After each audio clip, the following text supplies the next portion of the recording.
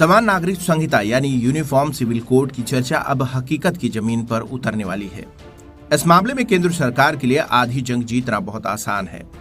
भाजपा शासित राज्य गोवा अभी एकमात्र राज्य है जहां पर समान नागरिकता संहिता यानी यूनिफॉर्म सिविल कोड लागू है। अब उत्तराखंड ने इस दिशा में कदम बढ़ाया है और समान नागरिक संहिता का मसौदा तैयार करने के लिए सुप्रीम कोर्ट की सेवानिवृत्त न्यायाधीश की अध्यक्षता में विशेष समिति गठित की है। मध्य प्रदेश, कर्नाटक आदि भाजपा शासित राज्य से लागू करने के संकेत दे रहे हैं। इस समय 18 राज्यों में भाजपा की अपने दम पर या उनके सहयोगियों के दम पर सरकारें हैं।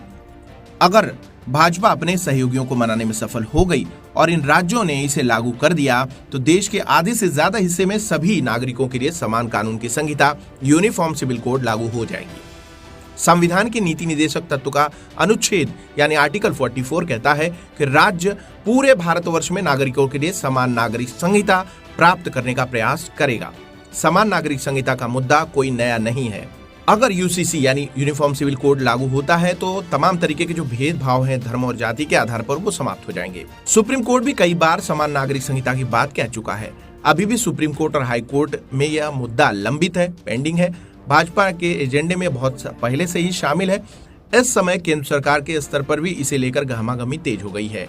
समान नागरिक संहिता का मतलब है कि देश के सभी नागरिक चाहे वो किसी भी धर्म के हों, उनके लिए विवाह, तलाक, भरण पोषण, विरासत और उत्तराधिकार, संरक्षक, गोद लेना, ऐसे जो बड़े मुद्दे हैं इन सब में समान कानून लागू होगा। अभी इस बारे में सभी धर्मों के अलग अलग कानून, पर्सनल लॉज हैं।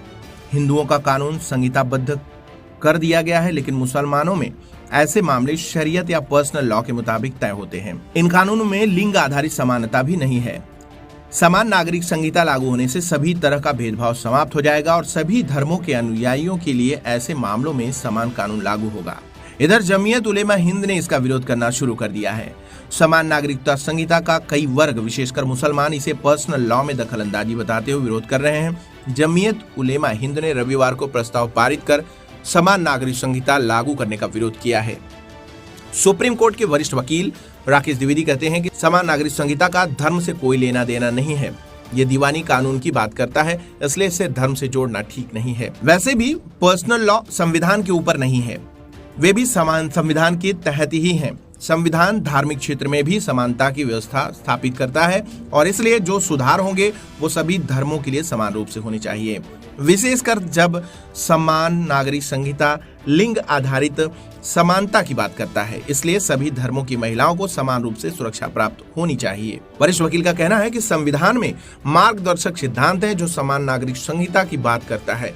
वह कहते हैं कि अनुच्छेद 44 में जो राज्य शब्द दिया गया है उसमें केंद्र और राज्य दोनों आते हैं। ऐसे में जिन विषयों पर राज्य कानून बना सकता है वहां वो कानून बनाकर समानता स्थापित कर सकता है। केंद्र जब चाहे हस्तक्षेप करके पूरे देश के लिए कानून बना सकता है। ये बड़ा नीतिगत विषय है। हर प्रांत में स्थितियां भिन्न भिन्न है, इसलिए संसद में मत बना सकती है कि हम बाद में दखल करेंगे। अब ये यूनिफॉर्म सिविल कोड में जो पेचीदे मसले हैं वो क्या है, आइए जानते हैं। अगर संसद समझती है कि वो राज्यों का रुख और राज्यों में जो व्यवस्था बना रहे हैं उसे देखें और उसके बाद कोई कदम उठाएं तो ठीक है, वैसा कर सकती है। कोर्ट में देखें तो पूरे देश में समान नागरिक संहिता लागू करने की मांग वाली 6 याचिकाएं दिल्ली हाई कोर्ट में पेंडिंग है। हाई कोर्ट से उन पर केंद्र को नोटिस भी जारी हुआ था और केंद्र सरकार ने पिछले साल ही हाई कोर्ट में अपना जवाब दाखिल कर दिया था, जिसमें इस पर गहनता से अध्ययन की जरूरत बताई थी, लेकिन कहा था कि यह मामला विधायिका के विचार करने का है, इस पर कोर्ट को आदेश नहीं देना चाहिए। साथ ही मामला विधि आयोग को भेजे जाने पर का भी हवाला दिया था। दिल्ली हाई कोर्ट से लंबित इन याचिकाओं को सुप्रीम कोर्ट स्थानांतरित करने की मांग की गई है।